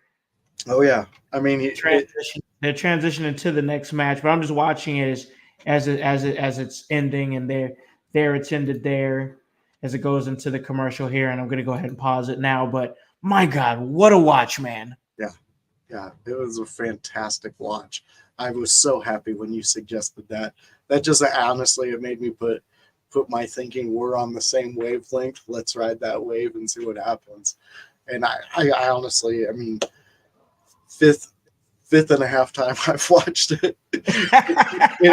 It doesn't get any less better. I absolutely love this match. There's so much meaning behind it, and like I've gone on and on about it, but in true honesty, for me, this brings this match the start of a not only a friendship that happened outside the ring and through touring with these guys, but a beautiful rivalry that we all got to enjoy growing up in the Attitude Era. Yeah, man. Man, that was a hell of a watch. Really glad that we kept it in the spirit of things with the King of the Ring tournament just being so awesome, and we managed to belt out a 2 damn hour podcast just on King of the Ring alone. My God, Why don't this you is get at this is us? Get at us, this WWE. yeah. This is quite possibly the most powerful podcast of In Your House history, because we've sit up here and just pushed out content for 2 hours, and all of it has been just circling what's been a great current tournament and the prestige of that tournament. And my God, it's just it wasn't meant to be this long, but it had to be. I mean, it just kind of had to be. So I'm not mad at it, man. And we got Monday Night Raw coming up here in another half an hour, and the Raw preview has dropped on email. And I'll just throw that out there real quick, and then we got to get this. We got to get out of here. We got Women's World Champion Becky Lynch is in action. Main event: Jey Uso battles Ilya Dragunov as the King and Queen of the Ring tournament continues. Kofi versus Gunther. Shayna Baszler, Io Sky. Lyra Valkyria versus Zoe Stark. Pretty much what we talked about earlier. The matches that we thought was going to be tonight are tonight, and that's what we're looking forward to there on tonight's Monday Night Raw, man. But this has been a great episode. But I got to make sure I give you the opportunity to plug anything that you want to plug, anything that you got going on, man. I'll go ahead and give the floor to you. What do you got going on, man? All right. Well, as you guys all know, you can join me next Monday. We will be back right into the Raw review preview show. I believe I'm going to have Grunmeister be joining me for that one. We're going to test him out and see if he enjoys it because I really like his insight. A lot of fans responded well to the interview I had with him during the wrestling portion. Cool. So we're going to give him a shot and see what he does. You can always catch me at the Sunday In Your House parties when we have them. They are fantastic, and there is always so much content that is just created in that hour and a half that we get together and do. Today was an amazing show. I love doing these with Howse. Anything In Your House is definitely something you need to gravitate towards. Come join us. Come be a part of the Window Lickers. We're doing things out there. I got some new drops coming out. I've been messing around with AI. Don't tell Elon Musk. I know he's a little against it right now, but I've been messing around with the music and on that, and it's turned out pretty fun. I've enjoyed a lot of the music that is pushed out to me. But definitely go out and check my friend Hypocrisy Jones and everything he does. Sundays you can catch him with the Kokomo Press doing the stand-up that they do. I forget the bar's name that they do it at, I know they do it on Thursdays, and I know they had one this past Saturday that Yes, that they that had that probably went pretty well. a Mother's Day special one. I believe they did this Saturday. Yeah. Yep. Mom, something about Mama's Boy or something like that. But anyways, Yeah. Yeah. go check out Hypocrisy Jones. You guys don't know it, but like he's always in the scenes. He's always doing something. Check out Yeah. what he's He's in the doing mix. because He's in the mix. yeah, he's a fantastic feature. And always drop out and see my friend Paragon and all the world's most dangerous crap he's doing because Paragon is into so many things. It's a Sometimes I busy catch guy. him, he's on a plane going to an amazing place I've wanted to go to. So drop in, check out my friends, check out everybody that I hang out with. We got the Lou popping in, check him out. He's a fantastic video game streamer. You'll enjoy his content. He'll be doing stuff tonight, video games with the buddies, where we, the fans, get to go in and play video games with Lou, have a good time out there. But In Your House is where to be, and that's where you can find the voice, Joshua Joseph, doing all the window licker things. Man, we appreciate you coming through. And I appreciate you coming through personally and making this episode really great. Mondays it can be crazy days, man. Can And be. man, yeah, after work and heading to Columbus for commentary on Saturday, I was gassed out yesterday after I got home from work. So I was happy we was able to get together and have such a big episode because I felt like we owed it to him. And we really like broke down. I love the way we broke down the tournament, and like I realized how long we got into it, and I was like, oh, we probably talk about this for 30 or 40 minutes. But then when I really started looking at it, I was like, no, man, there's so much to unpack here that we need more time. Yeah. You know, and then the watch along was great. So just all together, just a really great, solid, jam-packed episode that I think the household are definitely gonna appreciate, man. So appreciate you coming through as always and blessing the mic and blessing the podcast. It's been really great. But as far as me, guys, you already know where I'm gonna be at. Right here at In Your House, doing what I do, giving you guys that work when it comes to professional wrestling. I was just at Emerge for a great show, whatever may come. And man, a lot of things happened in that show. We got a chance to see Marty Bell return, and she defended against Jocelyn Navarro, and so much, just many great matches and many great happenings. President Hadley featured there, Chet Ripley also. You have the Coles, Dylan and Damian. They're going up against the portrait. They went up against the Portrait of Perfection, you know, and then you had the return of one of my guys. That's right. Howse guy. That is Mr. Broadway, Kendall Fire, as he made his return to Emerge Wrestling, picked up a big victory and captivated the crowd. It was a great vibe and a great night. But now we push forward, and we push forward in a way of great magnitude, of great prestige at Emerge Wrestling. And one thing that I always talk about at Emerge Wrestling is opportunity. And a great man who is my GOAT professional wrestling manager once said on commentary, with chaos comes opportunity. That's Paul Heyman. And the opportunity is going to present itself June 1st at the Emerging Stars Tournament. Emerge 79, the Emerging Stars Tournament, where every single participant in this tournament has never wrestled in Emerge Wrestling, never stepped through that curtain for Emerge, never been in that Emerge locker room. And now we're looking to give a little opportunity in this tournament that is a memorial tournament to Steve Brannon. And it's going to be a great vibe. Voice, real quick. We love tournament style competition. We just talked about it for 2 hours, man. And now Emerge is going to be having a big Emerging Stars tournament, man. It's going to be a great vibe. Yeah, I seen that the other day. There was a post that was floating around, and I thought, man, that's a brilliant capitalizing on the tournament season and having a Rising Stars. Is there anybody in it that you've heard that you think might take this one? Well, I can't give names yet, but I do know. I do know, but we do have one announced name, and we'll announce. As a matter of fact, we'll announce it here on the show. They just announced it on the Emerge social media pages about 2 hours ago, as we were starting this podcast. The first entrant of Emerge 79 Emerging Stars, the Emerging Stars tournament, is Idris Wolf.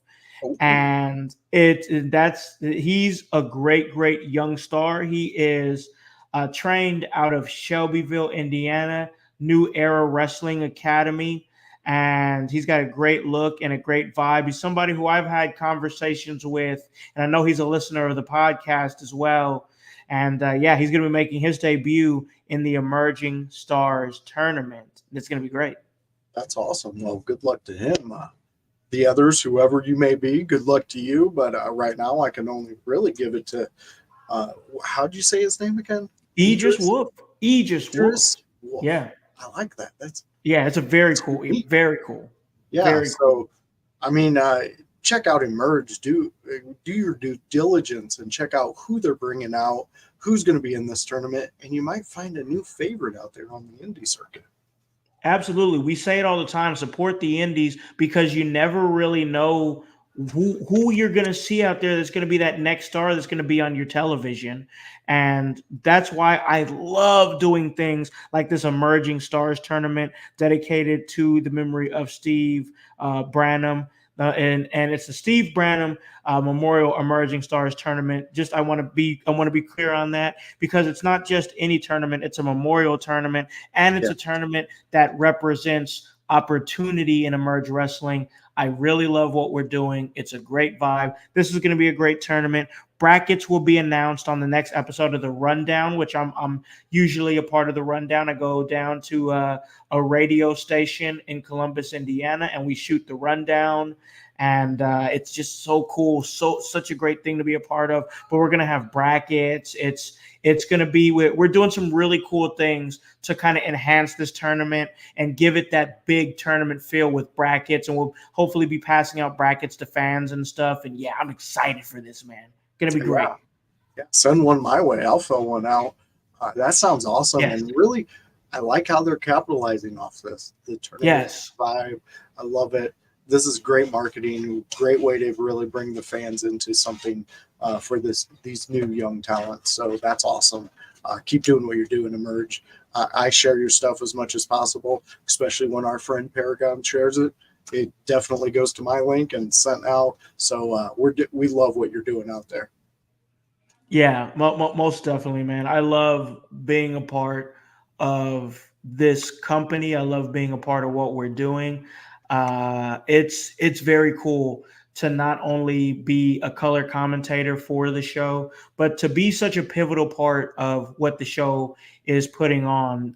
Emerge Wrestling gives me opportunities. Emerge Wrestling listens and likes a lot of the ideas that I've thrown out there for the company, and I've been given an opportunity to do all the things that one of my heroes in wrestling have done, Paul Heyman, and that's do things like commentary and managing and talent scouting and just all these awesome, cool things. So yeah, most definitely much love to Emerge Wrestling out there in Columbus. This Steve Branham Memorial Emerging Stars tournament is going to be very cool, and I cannot wait to call my first tournament style professional wrestling event next month. It's going to be amazing. But yes, I'm excited. But other than that, guys, I'm right here, and you guys already know it's me, Concept, Conman, Alakan House. That's on all those social medias. That is X, that is IG, and that's Facebook. And then, of course, this podcast here, it's In Your House Pod on X. Give us a follow there. And guys, that's HOWSE, and the W stands for work. So, guys, really appreciate you guys coming out. And, guys, for the voice, Josh Joseph, for Hypocrisy Jones, for the world's most dangerous podcaster, Paragon, I am Alakan the Concept House, telling you to tell a friend, to tell a friend, to tell a friend, to hop on this bandwagon. Get on or get gone, because the household is still going mighty strong. You guys have a great day and a great rest of your week. Peace.